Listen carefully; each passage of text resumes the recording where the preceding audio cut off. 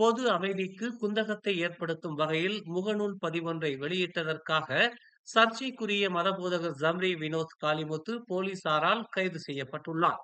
ஜலான் மஸ்ஜித் இந்தியாவில் வீற்றிருக்கும் தேவி ஸ்ரீ பத்ரகாளி அம்மன் ஆலயம் குறித்து சிரமூட்டும் வகையில் பதிவொன்றை வெளியிட்டதற்காக பெர்லிஸ் கங்காரில் ஜம்ரி கைது செய்யப்பட்டார் என்று தேசிய போலீஸ் படை தலைவர் தான்ஸ்ரீ ரசாருடின் ஹுசேன் நேற்று தெரிவித்தார். பாடாங் பிசார் மாவட்ட போலீஸ் நிலைய லாக்அப் அறையில் தடுத்து வைக்கப்பட்டுள்ள ஜம்ரி காவல் நீட்டிப்புக்காக இன்று வெள்ளிக்கிழமை கங்கார் நீதிமன்றம் கொண்டு வரப்படுவார். ஜம்ரி வினோத்திடமிருந்து அவரின் கை தொலைபேசியை போலீசார் பறிமுதல் செய்துள்ளனர்.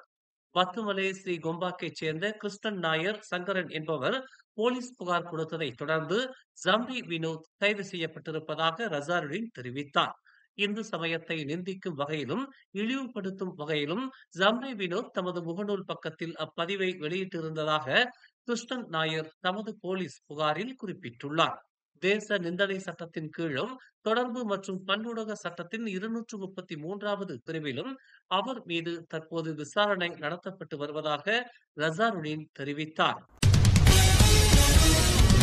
40க்கும் மேற்பட்ட நகைகள் காணாமல் போன விவகாரத்தில் லெபனான் நாட்டின் நகை ஆபரண நிறுவனம் ஒன்று முன்னாள் பிரதமர் நஜீப் ரசாக்கின் துணைவியார் ரோஸ்மா மன்சூரிடமிருந்து 6,74,00,000 வெள்ளி இழப்பீடு கோரி வழக்கு தொடுத்துள்ளது. வழக்கில் போலீஸ் துறையையும் அரசாங்கத்தையும் மூன்றாம் தரப்புகளாக சேர்க்க கோரி ரோஸ்மா மனு செய்திருந்தார். இதனை மேல்முறையீட்டு நீதிமன்றம் ஏகமனதாக நேற்று ஏற்றுக்கொண்டது. பிரதிவாதிகளுக்கு மூன்றாம் தரப்பு நோட்டீஸ்களை வெளியிடுவதற்கு ரோஸ்மாவுக்கு போதுமான முகாந்தரங்கள் உள்ளன என்று நீதிபதி சு பாமிங் தெரிவித்தார். குற்றவியல் விதிமுறை சட்டத்தின் 413 5வது பிரிவின்படி நகைகளை கண்காணிப்பதும் பாதுகாப்பதும் போலீசாரின் கடமை என்று சு காமிங் சுட்டிக்காட்டினார். அமைச்சர்கள், துணை அமைச்சர்கள் உள்ளிட்ட அரசு நிர்வாக உறுப்பினர்கள் விளையாட்டு சங்கங்களில் பதவி வகிக்க தடை விதிக்கும் முடிவில் எந்த மாற்றமும் இல்லை என்று இளைஞர் விளையாட்டுத்துறை அமைச்சர் ஹன்னா இயோ உறுதிப்படுத்தினார். இருப்பினும் முதலீடு, வர்த்தகம் மற்றும் தொழில்துறை அமைச்சர் தெங்கு டதஸ்ரீ ஜப்ருல் தெங்கு அப்துல் அசீஸின் நிலைமை வேறுபட்டது என்று அவர் குறிப்பிட்டார். தெங்கு டதஸ்ரீ தெங்கு ஜப்ருல் அப்துல் அசீஸ் மலேசியாவின் பூப்பந்து சங்கத்தின் தலைவராக பரிந்துரைக்கப்பட்டு பிரதமர் டதஸ்ரீ அன்வார் இப்ராஹிமால் சிறப்பு விலக்கு அளிக்கப்பட்டுள்ளார் என்று அவர் கூறினார். ஏனெனில் அவரது அமைச்சர் பதவி இந்த ஆண்டு முடிவடைய உள்ளது என்று அவர் சுட்டிக்காட்டினார். முந்தைய அமைச்சரவையின் முடிவு விளையாட்டு சங்கங்களின் நிர்வாகத்தில் அமைச்சர்கள் ஈடுபடுவதற்கு தடை விதித்தது. ஏனெனில் அதற்கு அதிக நேரம் தேவைப்படுகிறது என்று ஹன்னா இயோ கூறினார். விளையாட்டு சங்கங்களில் அமைச்சர்கள், துணை அமைச்சர்கள் பதவி வகிக்க முடியாது என்பது அரசாங்கத்தின் கொள்கையாகவே உள்ளது என்று அவர் கூறினார். போயிங் ரக விமானங்களை கொள்முதல் செய்யும் திட்டத்தை ரத்து செய்யும்படி பாலஸ்தீனத்திற்கு ஆதரவான அரசு சாரா இயக்கங்களின் கூட்டமைப்பொன்று அரசாங்கத்திற்கு கோரிக்கை விடுத்துள்ளது. பாலஸ்தீனர்களை இனப்படுகொலை செய்து வரும் இஸ்ரேலுடன் போயிங் தொடர்பு வைத்திருப்பதால் அந்நிறுவனத்துடனான இதர ஒப்பந்தங்களை ரத்து செய்யும்படியும் அந்த கூட்டமைப்பு அறைகூவல் விடுத்துள்ளது.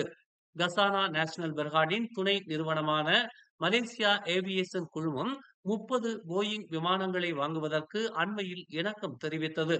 பாலஸ்தீனர்களின் உரிமைகளை ஆதரித்து வரும் நமது அரசாங்கத்தின் நீண்டகால கொள்கைக்கு இது முரண்பாடாக உள்ளது என்று அந்த கூட்டமைப்பு வலியுறுத்தியுள்ளது.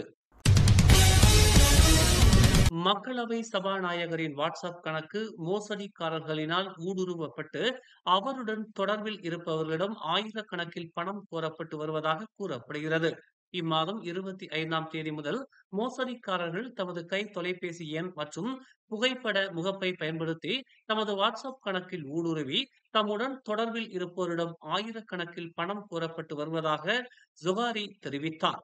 இத்தகைய மோசடிக்காரர்களினால் தமது நண்பர் ஒருவர் 20,000 வெள்ளி பணத்தை இழந்திருப்பதாகவும் அவர் கூறினார். தமக்கு தெரிந்தவர்களிடம் பணத்தை கடனாக கொடுக்குமாறும் மறுநாள் அதை திருப்பி தந்து விடுவதாகவும் கூறுவதற்கு முன்னர் மோசடிக்காரர்கள் மிக எளிய வார்த்தைகளுடன் செய்திகளை அனுப்பி வருவதாக கோலாலம்பூரில் செய்தியாளர்கள் கூட்டத்தில் அவர் இதனை தெரிவித்தார்.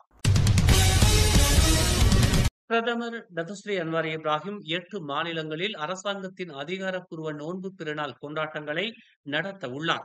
அவற்றில் இவ்வாண்டுக்கான தேசிய அளவிலான நோன்பு திருநாள் கொண்டாட்டம் ஏப்ரல் 5ஆம் தேதி மலாக்காவில் நடத்தப்பட உள்ளது.